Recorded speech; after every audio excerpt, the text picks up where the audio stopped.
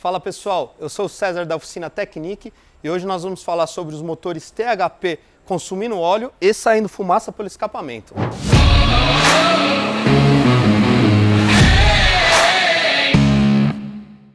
Não é segredo nenhum e aqui também é muito procurado sobre os motores THP consumir óleo ou até mesmo fumar, né? Sair aquela fumaça por trás. Mas é isso que eu quero chamar a atenção. Existem diversas causas diferentes que podem fazer o motor sair fumaça, como bico injetor, como vedadores de válvula, como turbina, anéis de motor. Uma das causas muito comum, eu vou falar sobre isso também, são os vedadores de válvulas.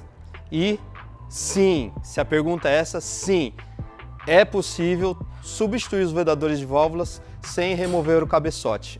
Mas atenção, isso tem que ser muito bem diagnosticado, tem que ser visto como está o estado dos pistões, dos anéis. Talvez seja viável fazer já com uma substituição de corrente, com uma manutenção.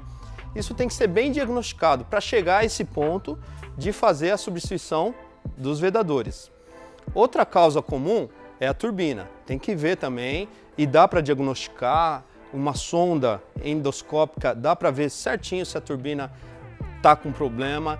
Esse caso aqui é um exemplo, né? Nós fizemos todos o diagnóstico certinho, constatamos pela quilometragem do carro, vimos se a turbina está funcionando bem, como estão os bicos injetores, e aí chegamos à conclusão que dá para substituir sim os vedadores sem remover o cabeçote.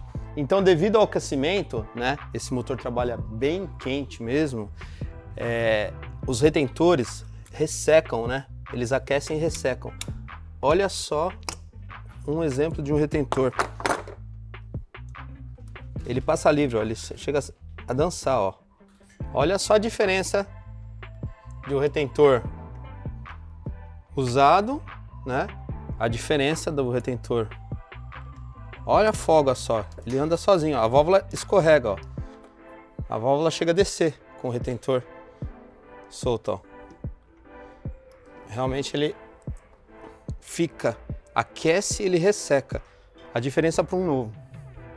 Olha como a válvula fica presinha, ó. A diferença. Bom, e o que eu quero falar exatamente é que sim, é possível sim fazer, trocar esses retentores com cabeçote no local. Esse seria um serviço da retífica, né? Então muita gente passa, eu muitas vezes também indiquei a fazer o serviço de retirar o cabeçote, fazer a retífica, mas isso tem que ser muito bem avaliado, muito bem estudado. Qual que é a vantagem? É o custo, realmente, você ter que tirar todo um cabeçote só para trocar os vedadores de válvula, realmente é um custo elevado, né? Mas é possível sim fazer na oficina, tem uma ferramenta certa para fazer, para você prensar aqui esses retentores, essas válvulas e tirar os retentores. Tem uma maneira certa de você calçar as válvulas lá dentro. Então eu recomendo você fazer essa manutenção quando você for trocar a corrente, tá? Porque você tem que desmontar tudo, tirar, remover realmente os comandos, remover as polias. E quando você vai trocar a corrente, você já remove tudo isso, a tampa de válvula, remove as polias, faz parte do kit trocar as polias. E aí você tem o trabalho só de trocar os retentores. Nós indicamos a troca da corrente a cada 70 mil, tá? Não é porque a corrente vai estourar, a corrente não quebra, mas ela alarga um pouquinho sim, e principalmente o esticador, o tensor, ele perde a ação. Então o que geralmente acontece? Nos carros comuns com correia dentada, a correia quebra, atropela a válvula. Aqui não, nós já vimos. E nessa época da pandemia aí, que os carros ficaram parados muito tempo, né?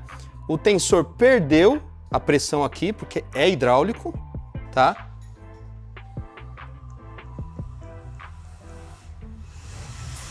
Ele tem essa mola, mas ele faz um tensionamento hidráulico. Ele perdeu a hidráulica, na hora que ele foi dar partida, pula a corrente. Não é que quebra, pula, porque não tensiona. Folga a corrente, é igual uma corrente de bicicleta. Pula a corrente, né? Moto, por exemplo, você troca a coroa e peão, fica pulando. Então é esse princípio. Pulou, atropela a válvula, aí não tem jeito. Aí você tem que abrir para trocar o cabeçote, trocar as válvulas. Onde eu não recomendo só a substituição dos vedadores de válvula. Veículos Stage 1, 2 e 3, veículos acima de 100 mil quilômetros, veículos que eu identifico alguma coisa estranha na câmara de combustão. Esses carros aí realmente já não dá para fazer a substituição. Por quê? Tá? Geralmente a substituição são veículos de passeio, que eu vejo que são veículos que não usam para um viés mais esportivo. Esses carros, sim, dá para fazer essa substituição. Já os carros com viés mais esportivo, com quilometragem mais avançada, não dá para fazer esse serviço. Por quê? Existem alguns e outros tipos de desgaste que pode ocasionar outros problemas. Então, quando você vai desmontar um item desse, fazer um serviço desse, você passa por diversos outros tipos de problemas que vai encarecendo, que vai ficando muito mais alto e às vezes sai mais caro do que fazer a remoção do cabeçote e fazer já completo direitinho. Então, quilometragem mais avançada, estágio 1, 2, 3, viés esportivo, aí tem que remover o cabeçote e já fazer, aí fica mais barato. O custo é menor. Bom, então nesse caso, tá, dos motores THP, os motores movidos com sobrealimentação, que é a turbina, mais comum mesmo, e se desgasta, isso é fatal, desgastar isso aí vai acontecer, são os vedadores de válvula. Ele se desgasta mesmo e fatalmente precisa de uma substituição, né? Mas nós temos problemas na turbina, pode sair fumaça, temos problema de bico injetor, dependendo do que ele injeta, se ele tiver uma mistura gorda, sai fumaça e às vezes a cor da fumaça pode dizer muito. Bom, sai fumaça até se estiver misturando água, entendeu? Se tiver água na câmara de combustão, sai em forma de vapor. E também esse motor, normalmente, mesmo sendo novo, quilometragem baixa, por ele trabalhar muito aquecido, ele sobe os vapores de óleo e passa pela admissão. Justamente pela norma de despoluição, os vapores de óleo entram para a câmara de combustão. Num carro de passeio também funciona a mesma coisa, só que ele não trabalha muito aquecido, né? A injeção, para você entender por que ele trabalha muito aquecido, ele é um carro econômico, já é uma injeção direta. Como que ele consegue uma economia? Ele empobrece quando não precisa de maiores doses de combustível. Por exemplo, você está numa marcha lenta, ele injeta o suficiente para o motor não morrer. Ele trabalha bem pobre. E qual que é o risco de trabalhar pobre? Aquecimento, né? Quanto mais pobre, mais se você aquece a câmara de combustão. É aquele efeito que eu falei de virar um maçarico. Então ele trabalha pobre mesmo, ele trabalha com economia. Ele trabalha normalmente pobre também você utilizando.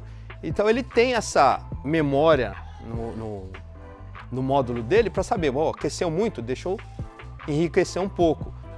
E a válvula termostática, que é o termostato pilotado, trabalha em cima disso. Esse carro tem uma embreagem na bomba d'água, diferente dos outros carros, a bomba d'água trabalha constantemente com a correia, esse carro já não. Ele tem uma embreagem de bomba d'água, então ele só é acionada quando precisa, quando necessita. A bomba d'água não fica girando constantemente, né? Então ele tem um sistema muito eficiente de arrefecimento junto com a memória do carro para empobrecer. Ele trabalha muito quente, fazendo com que os vapores de óleo subam com mais frequência. Então o consumo de óleo nesse motor é normal. Não pode ser excessivo, né, a ponto de você ter que colocar quase os 4 litros a cada 10 mil quilômetros. Aí não é normal. Mas abaixar o óleo em torno de 1 litro a cada 10 mil, isso daí é muito normal nesse carro. Não existe mágica para não fazer consumir. Essa é uma dica que eu passei nesses motores THP equipados na linha Peugeot, Citroën. Vários modelos de carros usam essa gama de motores. E se vocês precisarem de alguma coisa, quiserem entrar em contato, vão estar aqui os nossos contatos. Muito obrigado. Canal da Peça. Facilitamos a vida dos apaixonados por mecânica.